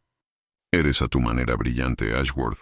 Tu comprensión de la resonancia armónica y la manipulación psicológica es extraordinaria, pero te falta la cualidad que distingue al genio de la locura, la empatía. No viste a tu hermana como un ser humano, sino como un experimento. Estas personas, señaló a las víctimas confundidas que nos rodeaban, no como individuos con vidas y sueños, sino como instrumentos para ser manipulados. Estaban de buena gana, protestó Ashworth débilmente. Todos. Les prometí dinero, sí, pero vinieron por su propia voluntad. Bailaron voluntariamente. Bajo coacción, respondió Holmes. Bajo la influencia de frecuencias diseñadas para anular la voluntad consciente. Eso no es consentimiento, Ashworth. Eso es una violación de la peor clase. El robo de la autonomía humana. Marlowe se acercó lentamente, aún aferrado a su violín. Se quedó mirando al hombre caído y no pude descifrar la expresión de su rostro demacrado. Me dijiste que aprendería a crear belleza, dijo en voz baja. Dijiste que la música era el lenguaje de lo divino, pero lo único que me enseñaste fue a aprisionar a la gente con cadenas invisibles. Los ojos de Ashworth se clavaron en el violinista con repentina intensidad. Tocaste bien, Edward. Tan bien. Podrías haber sido mi mayor logro. El instrumento perfecto para mis composiciones. ¿Por qué te resististe? ¿Por qué tocaste ese ruido para contrarrestarme? ¿Por qué? Dijo Marlowe, alzando la voz, con mayor firmeza. Por fin comprendí la diferencia entre la música que sirve al arte y la música que sirve al ego. Tú querías controlar a la gente, demostrar tu superioridad. Pero la música real, la verdadera música, libera a la gente. No la atrapa. Abre puertas en el alma, sí, pero no las encierra dentro. Thor había estado sentado tranquilamente, junto a Holmes, pero ahora el gran perro se acercó a Marlowe y apoyó la cabeza contra su pierna, un gesto de consuelo y solidaridad. La mano de Marlowe cayó sobre la cabeza del perro, sus dedos enredándose en el áspero pelaje. Hermoso sentimiento. Se burló Ashworth, aunque su voz se apagaba. Pero vacío. La música es poder. Lo demostré. Hice bailar a decenas de personas al son de mi melodía. Creé arte que conmovió el alma. Eso es la inmortalidad, Edward. Esa es la única trascendencia que importa. No, dijo Holmes en voz baja. Eso no es más que otra forma de muerte. Te aislaste en tu obsesión, mataste a tu hermana, esclavizaste a un músico talentoso y atormentaste a gente inocente. Todo al servicio de un ego que no soportaba admitir sus propias limitaciones. Hablas de trascendencia, pero nunca trascendiste la falla humana más básica, la necesidad de dominar a los demás para sentirte importante. Apareció Greaves, apoyándose con una mano en la cabeza, donde Ashworth lo había golpeado, que sangraba. Tras él venían varios de los vigilantes nocturnos del cementerio, junto con víctimas confundidas que poco a poco recuperaban la conciencia. A lo lejos, oí silbatos de policía. Lestrade por fin había llegado con refuerzos. Ashworth también los oyó. Su rostro se contrajo de rabia y desesperación. No, no, no pueden llevarme. Mi obra no está terminada. Las grabaciones, las composiciones, están ocultas, preservadas. Otros las encontrarán. Otros continuarán lo que yo empecé. Intentó levantarse, pero su cuerpo maltrecho no le obedeció. Un grito de frustración y dolor le arrancó de la garganta. Holmes se inclinó hacia él, con voz baja e intensa. Dime algo, Ashworth. En toda tu experimentación, ¿alguna vez escuchaste música simplemente por el placer de escucharla? ¿Alguna vez tocaste por el puro deleite de crear, sin pensar en la manipulación ni el control? ¿Alguna vez comprendiste que el verdadero poder de la música reside no en lo que puede hacer que la gente haga, sino en lo que les permite sentir? Ashworth lo miró fijamente, y por un instante, algo brilló en aquellos ojos fanáticos. Confusión, tal vez, o el fantasma de una humanidad enterrada hacía mucho tiempo. Yo, cuando era joven, antes de que mi hermana. Su voz se apagó, su mirada se perdió en la lejanía. Hubo un tiempo en que tocaba simplemente para escuchar las notas, cuando la música era suficiente. ¿Qué ha pasado? Pregunté a pesar de mí misma. Escuché hablar a Bond. La voz de Ashworth era apenas un susurro. Al profesor Bond, con sus teorías sobre los efectos psicológicos de la música. Decía que la música podía usarse como arma, que las combinaciones adecuadas podían controlar las emociones humanas. La mayoría lo tachaba de chiflado, pero yo vi la verdad en ello. Vi el potencial. Pasé años estudiando su obra después de su muerte, ampliándola, perfeccionándola. Convertí la música en ciencia, en poder. Convertiste la belleza en una jaula, dijo Holmes. Las teorías del profesor Bond fueron controvertidas porque olvidó lo que tú olvidaste. Que el poder de la música reside en su capacidad para conmover el espíritu humano, no para encadenarlo. Murió amargado y solo, con su obra rechazada. Tú lo has seguido hacia esa misma oscuridad. Entonces llegó Lestrade, jadeando por el esfuerzo, con varios agentes siguiéndole los pasos. Observó la escena con la eficiencia propia de la práctica. Las víctimas esparcidas, el hombre maltrecho en el suelo, el equipo destrozado. Señor Holmes, ¿qué demonios ha ocurrido aquí? Un caso de arte corrompido por la ambición, inspector, respondió Holmes poniéndose de pie. Y un recordatorio de que la mente humana, por brillante que sea, necesita el contrapeso del corazón humano. Miró a Ashworth por última vez. Podrías haber creado una belleza que inspirara a la gente. En cambio, usaste tus dones para hundirla. Esa, Cornelius Ashworth, es tu verdadera tragedia. Ashworth cerró los ojos. Su respiración se hizo más dificultosa. Mientras la policía se acercaba para hacerse cargo de la escena, Holmes se apartó, con la mano brevemente posada sobre la cabeza de Thor. El gran danés miró a su amo, y juraría que vi un entendimiento entre ellos, el reconocimiento de que algunas oscuridades no pueden disiparse, solo presenciarse y llorarse. Cornelius Ashworth no murió aquella noche, aunque tal vez hubiera sido una misericordia que lo hubiera hecho. El médico forense determinó que, efectivamente, tenía la columna vertebral fracturada, lo que lo dejó paralizado de cintura para abajo. Mientras lo subían a la camilla, seguía murmurando sobre sus composiciones, sus investigaciones, la trascendencia de su hermana. Una obsesión repetitiva que lo perseguiría sin importar el destino que le aguardara. Holmes, Marlowe, Thor y yo permanecíamos en medio del caos del cementerio, mientras los hombres del Lestrade trabajaban para clasificar a las víctimas, tomando declaraciones y organizando su traslado de regreso a la ciudad. La mayoría de los bailarines, en trance, estaban ahora lúcidos, aunque profundamente conmocionados por la experiencia. Varios no recordaban cómo habían llegado al cementerio. Otros recordaban fragmentos. Una voz que prometía comida o dinero. Una melodía que parecía llegarles al alma. Y luego nada más que la irresistible necesidad de moverse, de bailar, hasta que el agotamiento los vencía.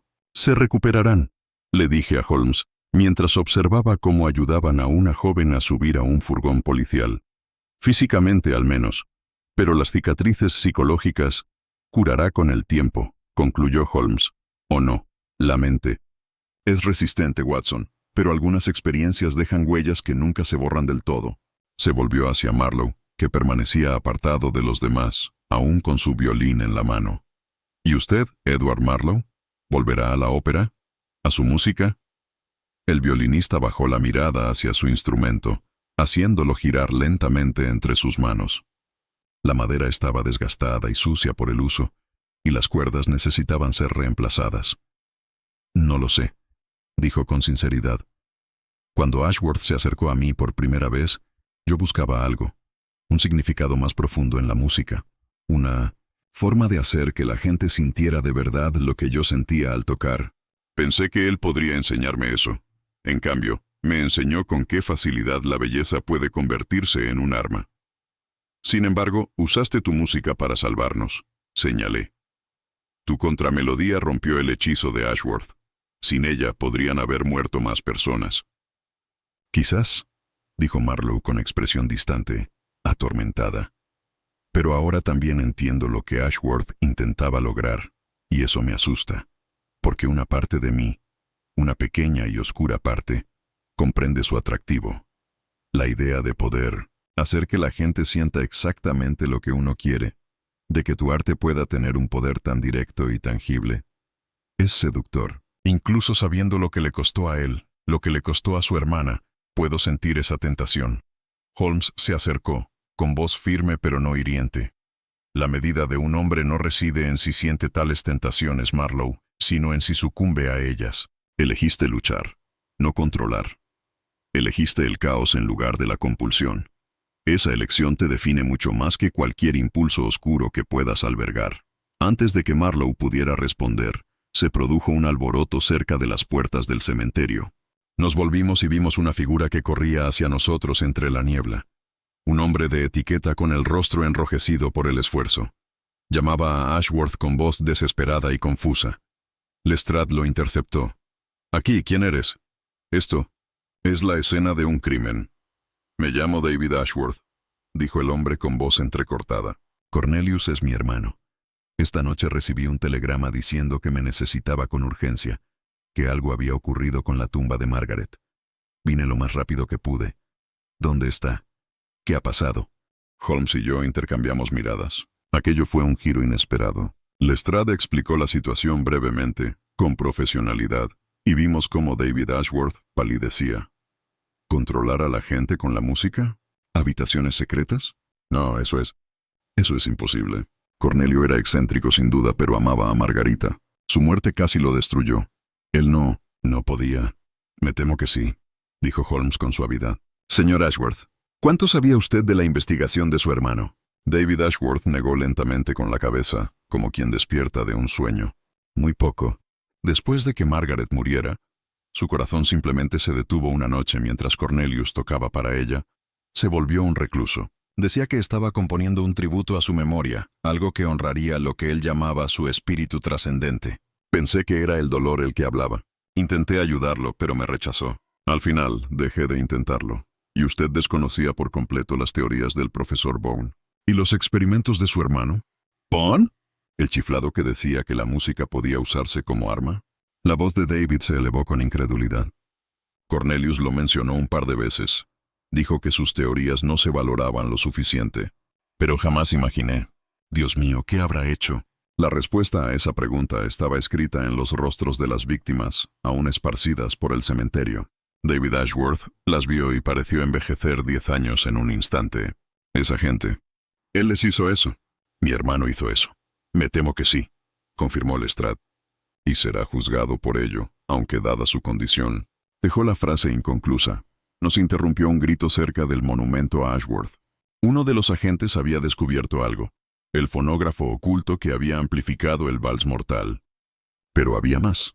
Tras un falso panel en la base del monumento, habían encontrado un alijo de materiales, cuadernos llenos de fórmulas matemáticas y notación musical, cilindros de grabación etiquetados con fechas y números de tema, y una caja metálica cerrada con llave. Holmes examinó la caja con interés. Señor Ashworth, ¿tiene alguna objeción a que la abramos? Puede contener pruebas relacionadas con los crímenes de su hermano.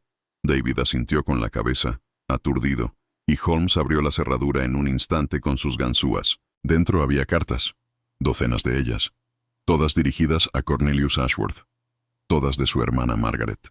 Holmes leyó varias en voz alta, y una imagen distinta comenzó a perfilarse. Margaret no había sido una víctima inocente. Las cartas revelaban a una mujer profundamente involucrada en la investigación de su hermano, una participante voluntaria que compartía su obsesión por el poder psicológico de la música. Se había ofrecido como voluntaria para experimentos cada vez más peligrosos, documentando sus experiencias con meticuloso detalle. La última carta, fechada el día de su muerte, era escalofriante por su entusiasmo. Querido Cornelio, esta noche intentaremos terminar la composición. No tengo miedo. Si mi corazón no puede soportar la belleza de lo que hemos creado, que así sea. Mejor morir en la trascendencia que vivir en la mediocridad. Confío en que continuarás el trabajo, pase lo que pase. Recuerda, el arte exige sacrificio. Tu hermana que te quiere, Margaret. Ella lo sabía, susurró David, leyendo por encima del hombro de Holmes. Sabía que podía matarla y aún así lo hizo. Así parece, dijo Holmes, lo cual complica un tanto el cálculo moral, aunque no justifica las acciones posteriores de tu hermano. Margaret puede haber consentido su propia destrucción, pero los demás, Marlowe, estas víctimas de esta noche, no Thor, que había estado explorando la zona del monumento, ladró de repente. Un sonido distinto al de sus advertencias anteriores, más urgente e inmediato. Seguimos la mirada del perro, y vimos cómo subían a Ashworth a la ambulancia de la policía, pero no se quedaba quieto. A pesar de su cuerpo maltrecho, de alguna manera había logrado agarrar algo de su abrigo. Otro cilindro de grabación. La grabación maestra, gritó con la voz quebrada por la locura. Aún la conservo. El vals perfecto, el que mató a Margaret. No podéis destruir lo que he creado. Alguien la encontrará, alguien la comprenderá. Alzó el brazo para lanzar el cilindro a la oscuridad, quizá con la esperanza de ocultarlo entre las lápidas. Pero Thor fue más rápido. El gran danés se abalanzó sobre él, cerrando sus poderosas mandíbulas sobre la muñeca de Ashworth, sin llegar a romper la piel, pero sujetándola con firmeza, inmovilizando el brazo. El cilindro cayó de sus dedos entumecidos y se hizo añicos contra los adoquines, derramando su preciado contenido como sangre oscura. Ashworth gritó, no de dolor, sino de rabia y pérdida. ¡No, no! Mi obra maestra. Años de investigación. Lo has destruido todo. No, dijo Holmes en voz baja, observando cómo se esparcían los fragmentos de cera. Tú mismo lo destruiste todo, mucho antes de esta noche. Simplemente evitamos que destruyeras más. Mientras la ambulancia se llevaba a Ashworth entre la niebla y sus gritos se desvanecían en la noche, Marlowe alzó su violín por última vez. Sin mediar palabra comenzó a tocar. No era la contramelodía con la que había roto el hechizo, ni ninguna pieza que reconociera. Era sencilla, melancólica, hermosa. Un auténtico homenaje a los muertos, a Margaret Ashworth que había muerto por el arte, a la inocencia que Cornelius Ashworth había perdido, quizá a algo en el propio Marlowe que había muerto durante su cautiverio. Permanecimos en silencio mientras la música flotaba entre la niebla, pura, limpia y conmovedoramente humana.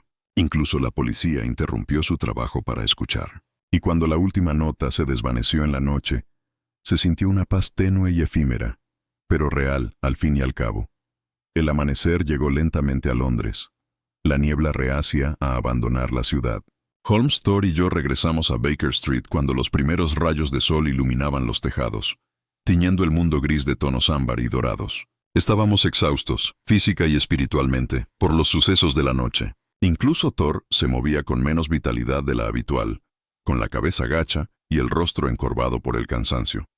La señora Hudson, que en paz descanse, había preparado el desayuno a pesar de la hora temprana. Nos echó un vistazo a nuestro aspecto desaliñado y no hizo preguntas. Simplemente nos acompañó a la mesa y nos sirvió huevos, tocino y té fuerte. Holmes comía mecánicamente, con la mente claramente en otra parte. Yo hacía lo mismo. La comida no me sabía a nada, a pesar del hambre que tenía. Saldrá en todos los periódicos esta misma noche, dije finalmente, rompiendo el silencio. Lestrade se asegurará de que el mérito sea suyo, pero los sensacionalistas se darán un festín. Loco usa la música para controlar mentes. Ya me imagino los titulares. Holmes dejó el tenedor y me miró con ojos cansados. Que escriban lo que quieran, Watson. La verdad es más compleja de lo que cualquier titular pueda transmitir, y francamente, estoy demasiado cansado para preocuparme por la opinión pública en este momento. Hizo una pausa y añadió en voz baja, aunque confieso que este caso me ha afectado más que la mayoría. ¿Por la música? Pregunté, por lo que representa. Holmes se levantó y se acercó a la ventana contemplando la ciudad que despertaba. Thor lo siguió y se sentó a su lado, siempre fiel. Cornelius Ashworth era brillante, Watson, auténticamente brillante. Su comprensión de la resonancia armónica, de la manipulación psicológica a través del sonido, se adelantó décadas a su tiempo. En otro mundo, con otras opciones, podría haber revolucionado nuestra comprensión de los efectos de la música en la mente humana.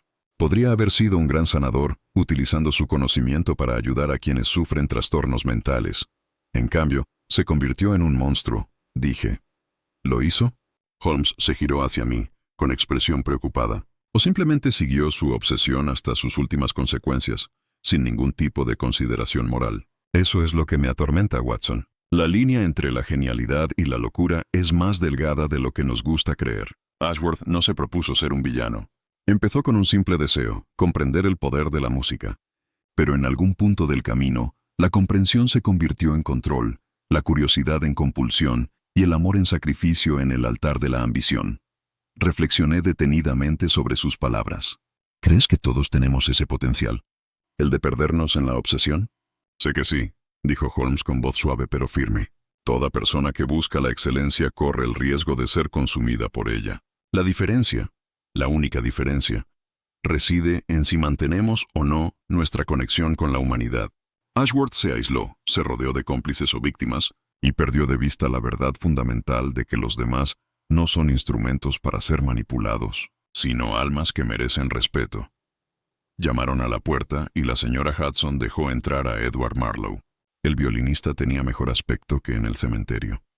Ropa limpia proporcionada por la policía, la cara lavada y las manos vendadas. Pero en sus ojos aún se reflejaba la sombra de su terrible experiencia. «Señor Holmes, Dr. Watson», dijo con voz vacilante, «espero no estar interrumpiendo.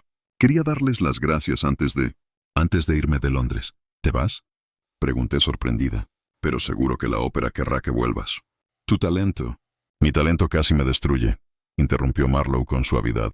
«Y a otros también. He estado pensando toda la noche en lo que pasó, en lo que aprendí de Ashworth. Me enseñó que la música puede pervertirse, puede convertirse en un arma. Pero usted me enseñó algo más, señor Holmes. Me enseñó que incluso la belleza puede salvarse si estamos dispuestos a luchar por ella». Holmes le hizo un gesto para que se sentara. «¿A dónde irás?» «El norte. Escocia, tal vez. Un lugar tranquilo, donde pueda reaprender lo que la música significa para mí. Ashworth me enseñó a pensar en la composición como matemáticas, como fórmulas para controlar la emoción. Necesito olvidar eso. Necesito recordar la sensación de tocar simplemente porque las notas querían ser tocadas. Hizo una pausa, flexionando inconscientemente los dedos vendados. ¿Cree que eso es posible, señor Holmes? ¿Desaprender algo tan completamente que ya no envenene lo que uno ama?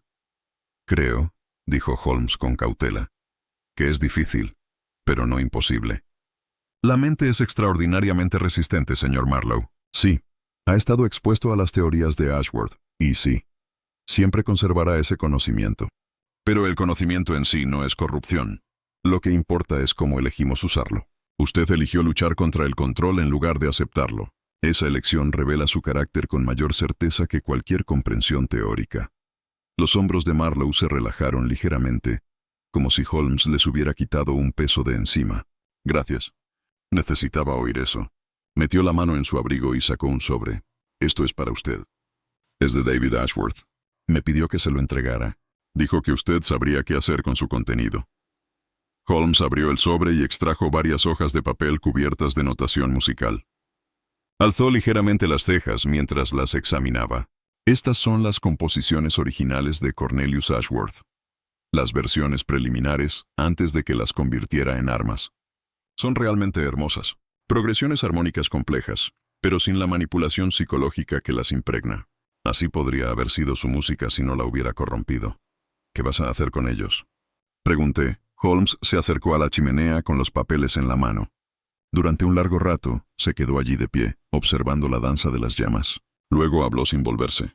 Señor Marlowe, estas composiciones representan tanto el genio de Ashworth como el camino que no tomó. La música que podría haber creado si hubiera elegido otro rumbo. ¿Qué opina usted sobre qué hacer con ellas? El violinista se acercó a Holmes mirando la partitura.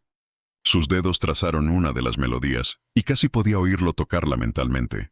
«Son extraordinarias», susurró. Incluso en esta forma tan cruda, se percibe el genio que las envuelve. Pero también son peligrosas, señor Holmes. Incluso estas versiones, en manos inexpertas, podrían refinarse hasta convertirse en lo que Ashworth creó. Mientras existan, alguien podría verse tentado a seguir sus pasos. «Entonces estamos de acuerdo», dijo Holmes, y echó los papeles al fuego uno a uno. Observamos en silencio cómo el genio de Cornelius Ashworth se enroscaba y ennegrecía, transformándose en humo y cenizas. Cuando la última hoja se hubo consumido, Holmes se apartó de la chimenea. Listo, se acabó. El vals muere con su creador. No del todo, dijo Marlowe en voz baja. Se tocó la 100. Todavía está aquí. La toqué tantas veces que nunca la olvidaré. Pero le prometo, señor Holmes, que nunca la volveré a tocar ni la escribiré. Cuando muera, morirá conmigo. Eso es todo lo que cualquiera de nosotros puede prometer, respondió Holmes.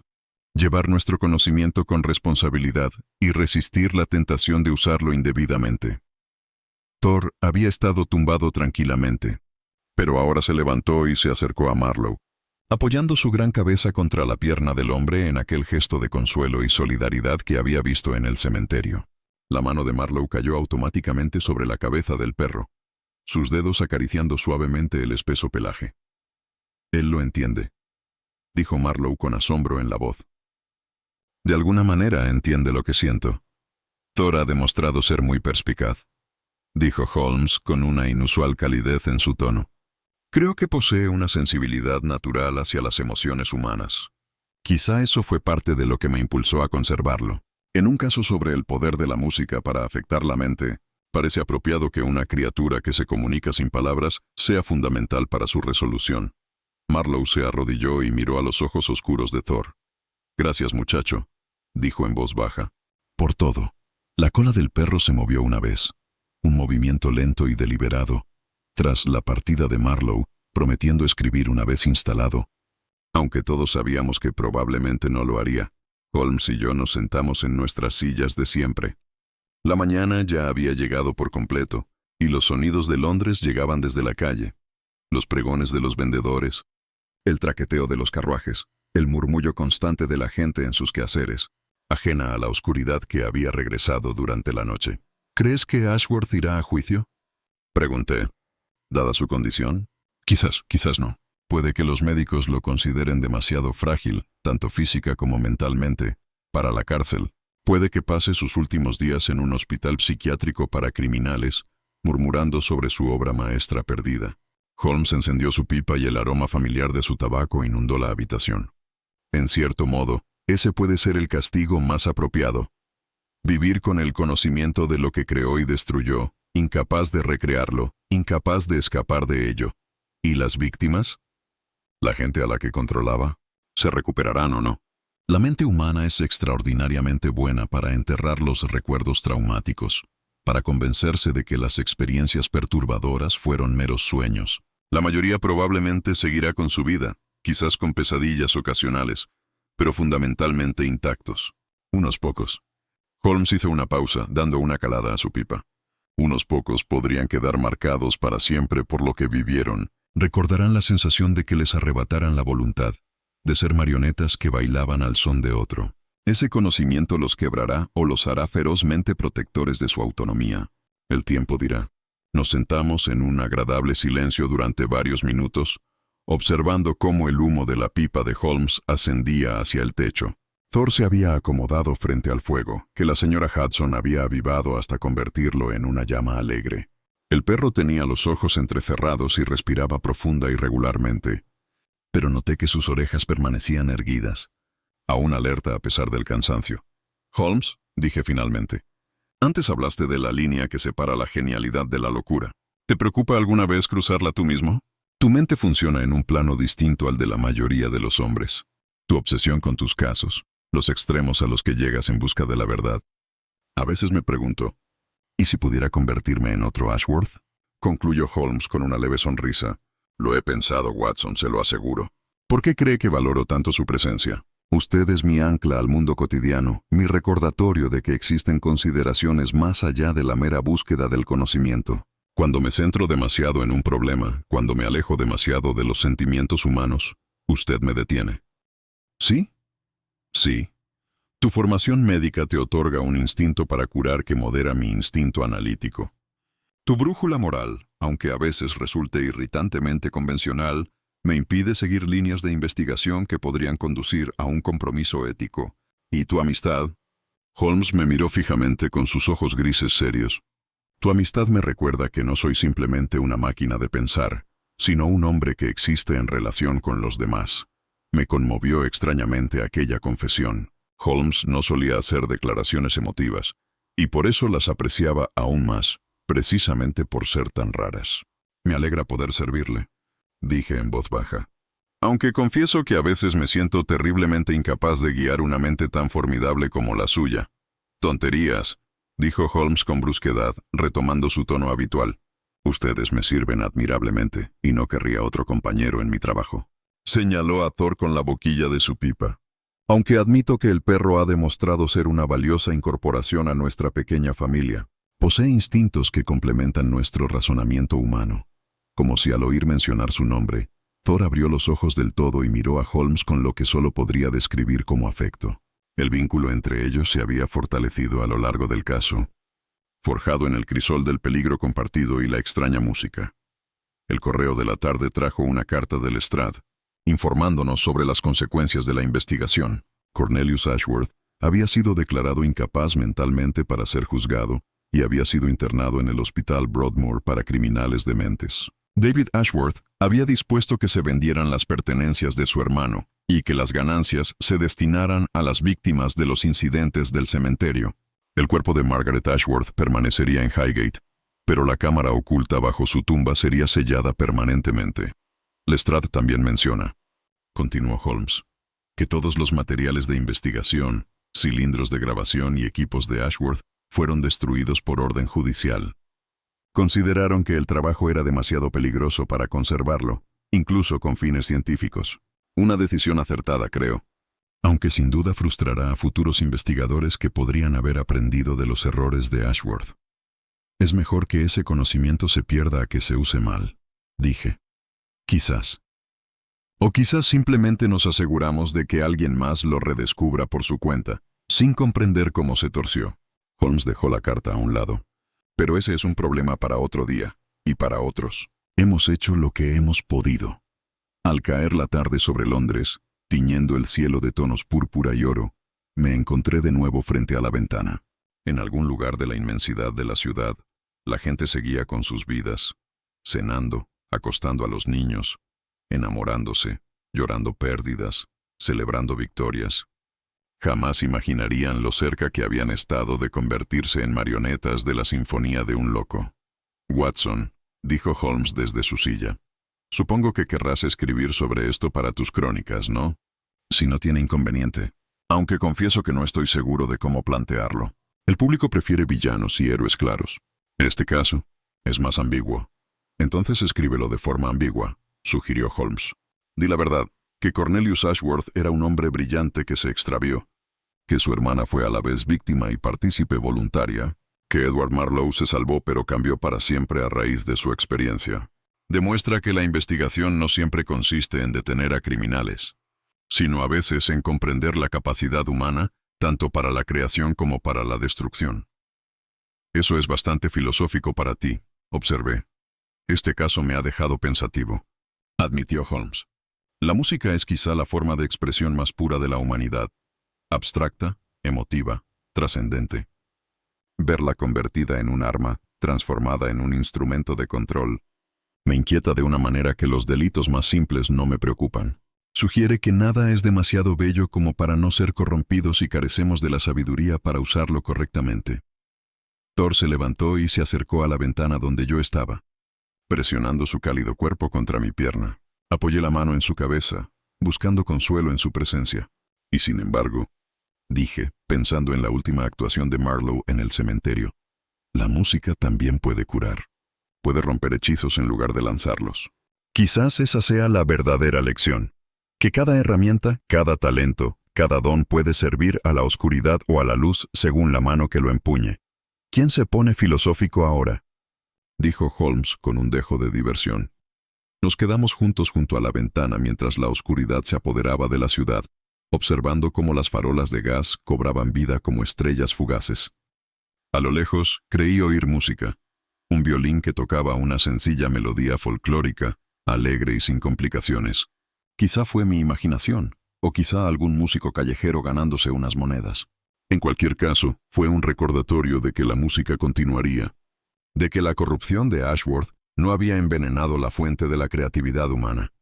Holmes, dije, ¿crees que alguna vez nos encontraremos con otro caso como este? ¿Algo que toque la naturaleza fundamental del arte, la belleza y la voluntad humana? Guardó silencio un largo rato antes de responder. Espero que no, Watson. De verdad que espero que no. Pero si sucede, lo afrontaremos como afrontamos esto, con razón, determinación y todo el valor del que seamos capaces. Miró a Thor, que se había acomodado entre nosotros, y con compañeros leales que nos recuerden por qué luchamos. La cola del perro golpeó una vez el suelo, una simple afirmación de pertenencia y propósito.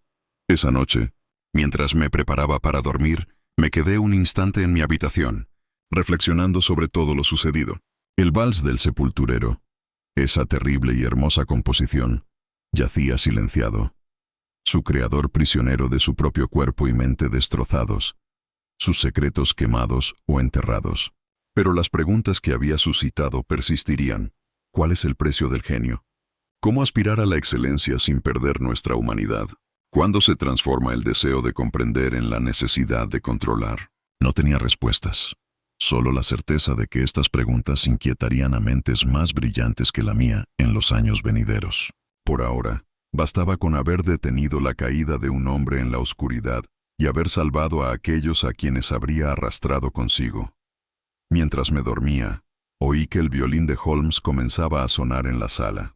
No era un vals terrible, ni nada complejo o experimental, sino una simple nana, pura, limpia y completamente humana. Los suaves ronquidos de Thor servían de acompañamiento de notas graves. Fue el final perfecto para nuestro caso. No una gran declaración ni una conclusión filosófica, sino simplemente música tocada por el mero placer de la creación, por la alegría de crear y el consuelo de melodías familiares en la oscuridad. El vals del sepulturero había terminado, pero la Sinfonía de Londres seguía sonando, como siempre lo había hecho y siempre lo haría, dirigida no por una sola mano, sino por la voluntad colectiva de millones de almas que encontraban su camino a través de la oscuridad hacia cualquier luz que pudieran crear o descubrir. Y en nuestro pequeño rincón de Baker Street, esa luz era cálida, real y suficiente para el día.